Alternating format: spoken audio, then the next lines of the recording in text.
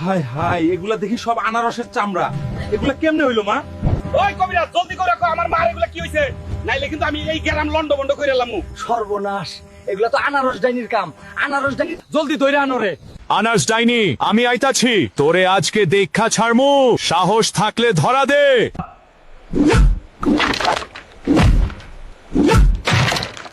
তোর এসব ফালতু জানোয়ার আমার কিছুই করতে পারবে না। সামনে আয় ডাইনি। এই আনারস ডাইনি, বল আমার মাকে কিভাবে সুস্থ করমু। তোর মাকে সুস্থ করতে পাথরের পাহাড়ে জাদুর কুমিরের লাল ডিম খাওয়াইতে হইব। সেটা তো খাওয়ামুই, আগে তোরে খাইয়া লই। এখন আমি জাদুর কুমিরের লাল ডিম কই পাই? ওই তো লাল ডিম দেখা যাচ্ছে।